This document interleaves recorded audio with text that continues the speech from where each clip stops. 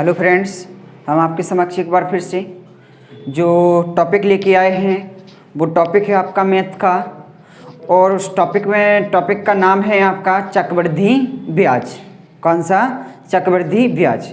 इसमें हम आपको बिल्कुल शॉर्ट तरीके से बताएंगे कि इसका यूज कैसे करें, कैसा हम इसको लगाएं, किस ईजी तरीके से हम सॉल्व कर सकें। तो हम सबसे पहला हम आपको बेस बताएंगे यहाँ से।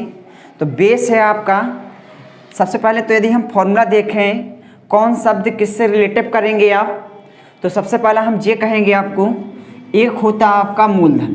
क्या होता? मूलधन। हम कहें मूलधन का होता मूलधन, यानी इसको इंग्लिश में बोला जाता प्राइस। कौन सा? प्राइस। एक होता आपका मिश्रधन। कौन सा? मिश्रधन। एक होता आपका मिश्रधन। मिश्रधन को क्या मानते हम? अमाउंट। कौन सा? अमाउंट। एक होता है इसमें दर। दर को क्या मानते? आर। दर को आर। और समय होता, तो समय मानते इसमें चक्रवृद्धि ब्याज में एन। कौन सा मानेंगे? एन। तो हम ये कहेंगे मूलधन होता आपका पी, मिश्रधन होता ए, दर होता आर, समय होता एन। अब हम आपसे ये कहेंगे कि यदि मिश्रधन बराबर का होता, तो हम ये कहेंगे कि मिश्रधन बराबर फॉर्मूला होता आपका, मिश्रधन बराबर फॉर्मूला होता मूलधन प्लस का ब्याज। कौन सा होता? मूलधन प्लस का ब्याज। तो यहाँ से हम ये कहेंगे कि मिश्रधन बराबर का होता मूलधन प्लस का ब्याज। जैसे एग्जाम्पल बताएं हम आपको, जैसे हमने कहा 50 रुपये हमने किसी को दिए, 50 रुपये हमने किसी को दिए, एक वर्ष के अंत में उसने हमें ब्याज कितना दिया, तो हम कहेंगे ब्याज दिया उसने कितना? 5। कितना दिया? 5 रुपया। कितना दिया? 5 रुपये दिया। यानी 50 मूलधन था, 5 साल, 1 साल के बाद 5 रुपये और बढ़ गए, तो जी को क्या हो गया आपका? तो हम ये कहेंगे ये आपका मिश्रधन हो गया। क्या हो गया? मिश्रधन। तो हम मिश्रधन का ये कहेंगे कि मूलधन प्लस का ब्याज, यानी मिश्रधन होता आपका मूलधन प्लस का ब्याज। अब यहाँ से हम ये समझाना चाह रहे हैं आपको कि मिश्रधन बराबर का होता, तो हम कहेंगे मूलधन प्लस का ब्याज। अब कहेंगे ब्याज बराबर का होता, तो ब्याज बराबर होता आपका मिश्रधन माइनस का मूलधन। अब हम कहेंगे कि मूलधन बराबर का होता, तो मिश्रधन माइनस का ब्याज। यहाँ तुम पक्षांतर कर सकते हो। इतनी बात समझ में आ गई। अब है अगले, यदि अगले पे चलें हम, तो अगला है आपका,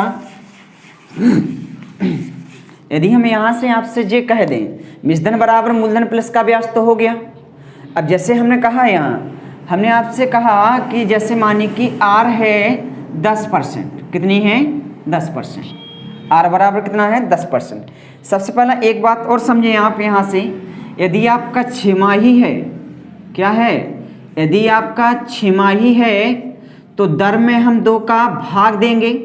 दर में 2 का भाग देंगे, उस समय में हम 2 का गुणा करेंगे। कितना? यदि आपका छमाही है तो दर में हम 2 का भाग देंगे और समय में 2 का गुणा करेंगे। यदि आपका सवाल में तिमाही की कहा जा रहा, काहे का? तिमाही की कहा जा रहा, तो दर में हम 4 का भाग देंगे और हम समय में 4 का गुणा करेंगे। तो कहने का मतलब ये है आपका कि यदि छमाही है तो दर में हम 2 का भाग दें और समय में हम 2 का गुणा कर दें। और हम ये कहें तिमाही है यदि आपका, तो दर में हम 4 का भाग दें, समय में 4 का गुणा कर दें। काहे से? छमाही आपकी 1 साल में 2 होती और तिमाही आपकी साल में 4 होती। 3 माह की 1 तिमाही बोली जाती। यानी हम ये कहेंगे तिमाही कितनी की होती? तो 3 की होती, यानी 3 चौको 12। इतनी बात समझ में आ गई। यदि आपका क्वेश्चन, यदि हम क्वेश्चन पे चलें तो क्वेश्चन आपका बिल्कुल शॉर्ट मेथड में, हम क्वेश्चन तो नहीं लिए लेकिन हम एग्जांपल समझा रहे हैं आपको कि कैसा बनाएं आप। तो हम ये कहेंगे, जैसे मानी कि हमने कह दिया कि मूलधन है आपके पास कितना? मूलधन है आपके पास 1000। कितना? मूलधन है 1000 और समय दर है आपका 10% और समय है यहाँ 2 वर्ष। कितना वर्ष? 2 वर्ष। हमने ये कहा मूलधन है आपका 1000, दर है आपका 10%, n बराबर कितना है 2। अब यहाँ से हम समझाना चाह रहे हैं कि फ्रैक्शन वैल्यू, अब हम ये कहेंगे 10% की फ्रैक्शन वैल्यू कितनी होती, तो हम कहेंगे 1/10। कितनी? 1/10। अब फ्रैक्शन किसे कहा जाता, तो हम कहेंगे फ्रैक्शन उसे कहा जाता, परसेंटेज है तो परसेंटेज हटाएंगे तो नीचे क्या लिखेंगे 100, तो 0 से 0 कैंसल, यानी इसकी फ्रैक्शन वैल्यू कितनी बनी 1/10। कितनी बनी 1/10। हम कहेंगे 15% की बनाए, तो यदि हम 15% की फ्रैक्शन बना रहे हैं तो हम ये कहेंगे आपसे 15 लिखें, परसेंटेज का हटाएंगे नीचे आपका 100 बन जाएगा, यानी हम यहाँ से काटेंगे 5 × 3 = 15, 5 × 2 = 10, यानी इसकी फ्रैक्शन वैल्यू कितनी बन गई आपकी 3/20। तो हम कहेंगे 15% की फ्रैक्शन वैल्यू 3/20। अब हम ये कहेंगे 20% की फ्रैक्शन बनाएं आप, तो हम कहेंगे 20% की फ्रैक्शन बने आपकी 20 लिखें और नीचे लिखें 100। कितना लिखें 100, यानी 20 से कम 20, 20 × 5 = 100। तो हम यहाँ से ये कहेंगे कि 20% की फ्रैक्शन वैल्यू कितनी है आपकी 1/5। अब हम यदि क्वेश्चन पे चलें तो क्वेश्चन हमारा ऐसा है, हम कहेंगे यदि मूलधन बराबर 1000 है, दर बराबर 10% है, n बराबर 2 वर्ष है। अब यहाँ से हम सबसे पहला रेट यानी दर से काम करेंगे यहाँ पे, तो हम कहेंगे दर है आपकी 10% और 10% की फ्रैक्शन वैल्यू कितनी होती 1/10। कितनी होती 1/10। अब हम ये कहेंगे यहाँ से, यहाँ आप P लिखें, यहाँ आप A लिखें, यानी ये आपका प्राइज है, ये आपका अमाउंट है, यानी ये आपका मूलधन है, ये आपका मिश्धन है। तो जो आपकी फ्रैक्शन वैल्यू बनी यानी 1/10 बना, तो हम ये कहेंगे यहाँ से कि जो 10 है आपकी, तो ये तो माने आप क्या मूलधन। अब 10 में एक चक्रवृद्धि ब्याज है ना, तो ब्याज पे ब्याज चलता, इसलिए यदि मूलधन आपका 10 है तो जी 1 है तो कितना 1 ऐड होगा तो कितना हो जाएगा 11, यानी मूलधन 10 है तो 1 जोड़ेंगे इसमें कितना होगा 11। अब कहेंगे कितने वर्ष का कहा जा रहा, तो हम कहेंगे 2 वर्ष का। 1 वर्ष का तो यहाँ लिख गया, अब 2 वर्ष का लिखेंगे, फिर 10 होगा और फिर आपका 11 होगा, फिर 10 होगा फिर 11 होगा, 2 वर्ष का हो गया। यदि आपका 3 वर्ष का कहा जा रहा फिर लिखते हम 10 और फिर यहाँ 11, यदि 4 वर्ष का कहते तो फिर 10 लिखते फिर 11, इतना हो गया। यदि आपका बगल बगल से कट रहा तो आप काट लें, लेकिन इस कंडीशन में तो आपका कट नहीं रहा, तो हम कहेंगे पहले 10 का 10 में गुणा करेंगे तो 10 × 10 = 100 होगा और 11 का 11 में गुणा करेंगे तो 121 होगा, यानी हम मूलधन कहेंगे 100 और मिश्धन कितना है 121। लेकिन ये आपका बिल्कुल करेक्ट वैल्यू नहीं है, ये फ्रैक्शन वैल्यू है, तो हम कहेंगे फ्रैक्शन वैल्यू कितनी निकली है आपकी मूलधन की, तो हम कहेंगे फ्रैक्शन वैल्यू है आपकी 100। मूलधन की फ्रैक्शन वैल्यू कितनी है 100 और अमाउंट यानी मिश्धन की फ्रैक्शन वैल्यू कितनी है 121। लेकिन हमसे तो ये कहा जा रहा था कि मूलधन बराबर कितना है आपका 1000, तो हम यहाँ से ये कहेंगे 100 बराबर कैसे, मूलधन कितना है यहाँ फ्रैक्शन वैल्यू 100 बराबर कितना, तो हम कहेंगे 1000, तो 1 बराबर कितना निकले 2 0 से 2 0 कट, यानी कितना 1 बराबर 10। जब 1 बराबर 10 है, अब यहाँ से आपसे ये कहा जाए कि मिश्धन क्या होगा, कौन सा मिश्धन क्या होगा, तो हम कहेंगे मिश्धन की फ्रैक्शन वैल्यू कितनी है आपकी, तो मिश्धन की फ्रैक्शन वैल्यू है आपकी 121। लेकिन इसका एक्चुअल वैल्यू चाहिए हमें, करेक्ट वैल्यू क्या है इसकी, तो हम कहें करेक्ट वैल्यू कितनी है, फ्रैक्शन वैल्यू तो आपको 121 है, लेकिन 121 है फ्रैक्शन वैल्यू, लेकिन यहाँ से मूलधन बराबर 1 बराबर कितना निकला 10 निकला, तो हम कहेंगे 121 बराबर कितना निकलेगा, तो यहाँ 10 का गुणा कर दें आप, तो हम ये कहेंगे 1210। कितना मिश्धन कितना निकल जाएगा आपका 1210, कितना 1210। अब हम ये कहेंगे मूलधन ब्याज निकालें आप, तो हम क्या डायरेक्ट ब्याज कैसे निकालें, तो हम ये कहें मूलधन और मिश्धन की फ्रैक्शन वैल्यू देखें कितने का अंतर है, तो हम कहेंगे 121 इसका है और 100 इसका है, तो हम कहेंगे मूलधन और अमाउंट की फ्रैक्शन वैल्यू का अंतर है आपका कितने का 21 का, यानी हम जी क्या निकाल रहे हैं, तो हम कहते हैं कंपाउंड इंटरेस्ट, यानी कंपाउंड इंटरेस्ट क्या कहलाता है, तो हम कहेंगे चक्रवृद्धि ब्याज, यानी हम ये कहेंगे चक्रवृद्धि ब्याज कितना निकलेगा आपका, तो हम कहेंगे चक्रवृद्धि ब्याज इसकी फ्रैक्शन वैल्यू कितनी निकली, तो 121 में से 100 गया कितना 21, लेकिन ये फ्रैक्शन वैल्यू है तो एक्चुअल वैल्यू कितनी आएगी, तो हम कहेंगे 1 बराबर 10 है, तो 21 बराबर कितना हुआ आपका 210, कितना 210। तो यहाँ से हम ये कह सकते, या तो फिर आप ऐसा करें मिश्रधन में से मूलधन को घटा दे, ब्याज आएगा। हम ये कहेंगे मिश्रधन आपका 1210 है और मूलधन था आपका 1000। यदि 1210 में से आपका 1000 जाएगा, कितना बचेगा, तो हम ये कहेंगे हमारा आंसर बचेगा 210। तो ये आपकी चक्रवृद्धि ब्याज है, ये आपका मिश्रधन है और ये आपका मूलधन दिए गया था। यदि आप इस तरीकों को यूज करें तो आप 3 क्वेश्चन इसका कंफर्म कर सकते हैं।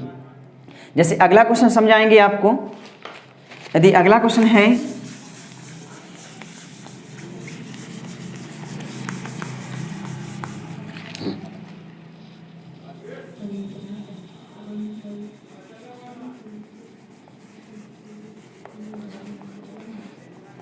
जैसे अगला क्वेश्चन है आपका, जैसे मानिए हमने कहा कि मूलधन है आपका, समझना थोड़ी, मूलधन हमने कहा यहाँ से आपका 2000, कितना 2000, और यहाँ से हमने दर कहा 20% है, दर कितना है 20% है, और n बराबर है आपके पास 2 वर्ष, कितने वर्ष 2 वर्ष। अब यहाँ से कहेंगे हम आपसे कि मिश्रधन ज्ञात करें और आप चक्रवृद्धि ब्याज ज्ञात करें। इसलिए नहीं कह रहे हम मूलधन की, काहे से आपका मूलधन बराबर दिया जा रहा, मूलधन बराबर दिया जा रहा, इसलिए हम आपसे ये नहीं कह रहे कि मूलधन बराबर दिया जा रहा है, इसलिए नहीं बोल रहे आपसे कि आप मूलधन ज्ञात करें। हम आपसे ये कह रहे हैं यहाँ से कि आप ज्ञात करें मिश्रधन को और ज्ञात करें चक्रवृद्धि ब्याज को, ज्ञात करें चक्रवृद्धि ब्याज को। अब हमने तो आपको ये बताया कि आप रेट को देखें, यानी दर को देखें, तो हम कहेंगे R बराबर कितना परसेंट, 20%। अब 20% की फ्रैक्शन वैल्यू निकालें तो 20/100, यानी 20 से कम 20, 20/100, यानी फ्रैक्शन वैल्यू कितनी आई आपकी 1/5, यानी फ्रैक्शन वैल्यू 1/5 आई। तो यहाँ लिखेंगे हम मूलधन, यहाँ लिखेंगे मिश्रधन, यहाँ मूलधन लिखेंगे, यहाँ मिश्रधन। अब मूलधन कहेंगे कितना है, तो हम कहेंगे पहला 5, यहाँ लिखें आप 5, और 1 बढ़ा के लिखेंगे तो यहाँ लिख देंगे हम 6, कितना लिख देंगे 6। अब हम जो कहेंगे कितने साल का, यहाँ भी देखें आप, तो कितने साल का है आपका 2 साल का, तो 1 साल का तो जे हो गया, 1 साल का तो जे हो गया, दूसरी साल का भी हम ऐसा ही लिखेंगे, लिख गया। अब इसका गुणा करेंगे 25, और इसका गुणा करेंगे, यानी 6 6 36। यदि बात समझ में आ गई। अब मूलधन की फ्रैक्शन वैल्यू कितनी आई आपकी 25, मूलधन की फ्रैक्शन वैल्यू कितनी आई, तो हम ये कहेंगे कितनी आई 25, लेकिन मूलधन बराबर डायरेक्ट आपका कितना दिया जा रहा था 2000, तो हम ये कहेंगे यहाँ से कि 25 बराबर दिया जा रहा यहाँ फ्रैक्शन वैल्यू कितनी है मूलधन की 25, और 25 बराबर एक्चुअल वैल्यू मैंने करेक्ट वैल्यू आपकी कितनी है, तो हम कहेंगे 2000, कितनी है 2000। अब हम 1 बराबर निकालेंगे तो हम कहेंगे 25 अट्ठे 200, कितना 25 अट्ठे 200, तो 1 बराबर कितना निकला आपका, तो हम कहेंगे 1 बराबर है 80, कितना है 1 बराबर 80। अब हम ये कहेंगे आपसे कि यहाँ से मिश्रधन बराबर निकालें, आप मिश्रधन बराबर निकालें तो हम कहेंगे मिश्रधन की फ्रैक्शन वैल्यू कितनी है आपकी, तो मिश्रधन की फ्रैक्शन वैल्यू है 36, लेकिन 1 बराबर 80 निकला, यहाँ भी हम 80 का गुणा करें, कैसे 36 बराबर भी 80, तो यहाँ गुणा कर देंगे, तो यानी 0 8 छंग 48, 8 छंग 48, यानी 8 होगा, 8 ती 24, 8 ती 24, और 24 और 4 कितना, तो यहाँ से कह देंगे 28, 24 और 4 28, तो मिश्रधन बराबर कितना निकला आपका 2880। अब हम कहेंगे यहाँ से चक्रवृद्धि ब्याज ज्ञात करें, तो चक्रवृद्धि ब्याज होता क्या है कंपाउंड इंटरेस्ट।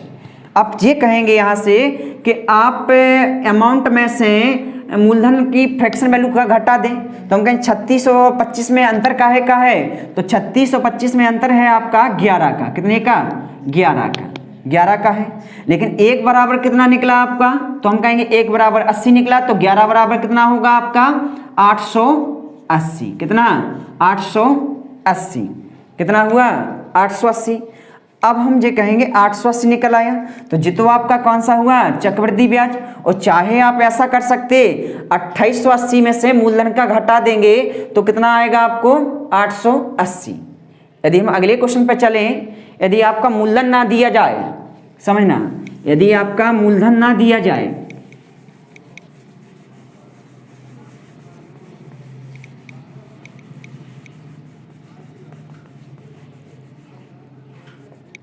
जैसे एक क्वेश्चन हमने कहा, यहाँ हम ये लिख दें कि आपका चक्रवृद्धि ब्याज है आपका 880।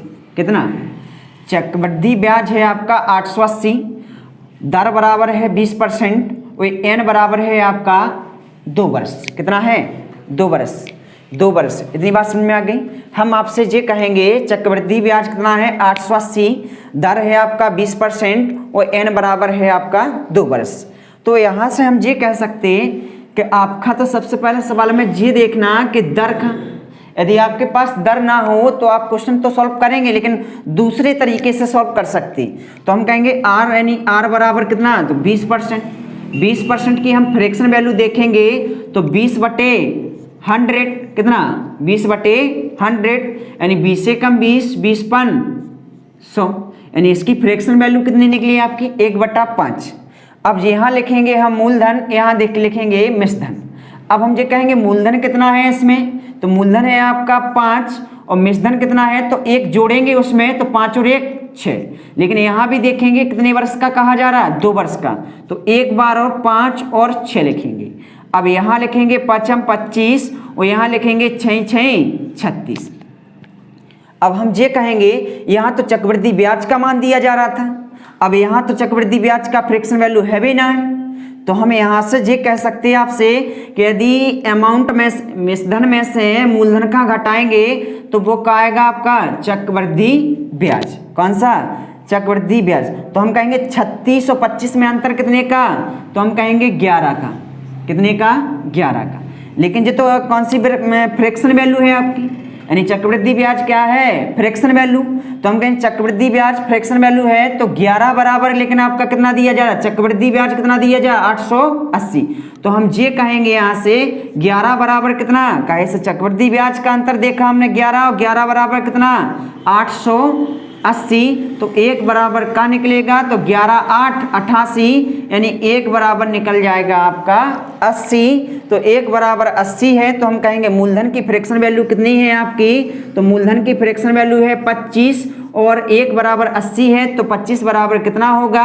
25 8 200, यानी कितना? 2000। कितना निकलेगा? मूलधन कितना निकल आएगा आपका? 2000।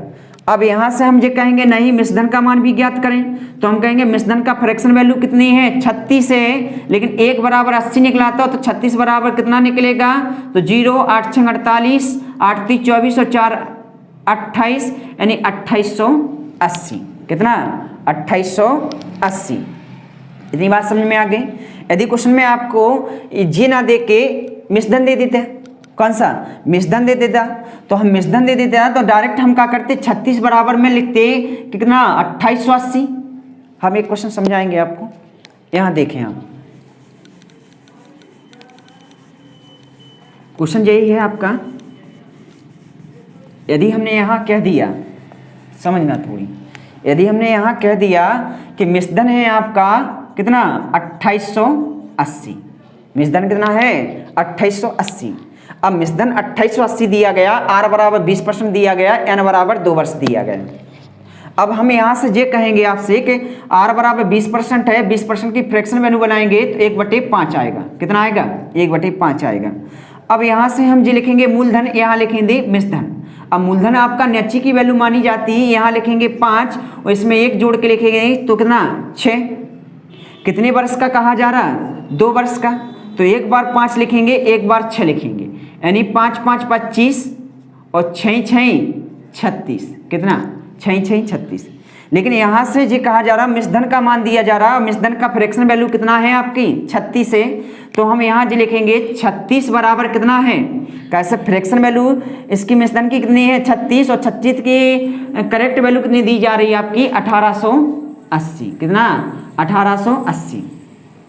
तो हम ये कहेंगे आपसे कि 1 बराबर निकाल लें आप, तो हम कहेंगे 1880 बटे कितना? 36। तो यहाँ से पहले 1 बराबर निकालें आप, तो हम काटेंगे 18 दूनी 36 और 2 1 कम 2, 2 चौको 8, 2 चौको 8, यानी कितना? कितना होगा? 1440। अब 18 से काट देंगे, 18 8 144, यानी 1 बराबर कितना निकला? तो हम कहेंगे 1 बराबर निकला आपका 80।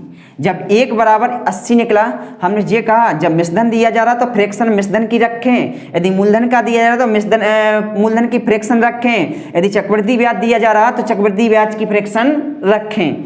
तो यहाँ से ये कहेंगे 1 बराबर कितना 80, तो हम कहेंगे मूलधन बताइए, तो मूलधन कितना, मूलधन की फ्रैक्शन वैल्यू थी आपकी 25 और 1 बराबर 80 निकला, तो 25 बराबर कितना निकलेगा, तो हम यहाँ भी 80 का गुणा करेंगे, तो P बराबर इसका गुणा इसमें करेंगे 25 अट्ठे, तो 25 अट्ठे कितना 200, यानी 1 जीरो इसमें है, कितना हो जाएगा, तो हम ये कहेंगे 2000। अब हम ये कहेंगे चक्रवृद्धि ब्याज बताइए, तो हम कहेंगे मूलधन और मिश्रधन का फ्रैक्शन वैल्यू देखें आप, तो चक्रवृद्धि ब्याज का फ्रैक्शन वैल्यू है आपकी 11, लेकिन 1 बराबर 80 निकला, तो 11 बराबर कितना निकलेगा, तो हम कहेंगे 880। इतनी बात समझ में आ गई आपको। तो सबसे आसान तरीका ये है आपका कि यदि आपके पास रेट दी गई हो, दर दी गई हो, तो आप डायरेक्ट तरीका लगाएं, डायरेक्ट यूज करें। यदि वीडियो पसंद आ रही हो तो वीडियो को लाइक करें, शेयर करें और चैनल को सब्सक्राइब करें। धन्यवाद।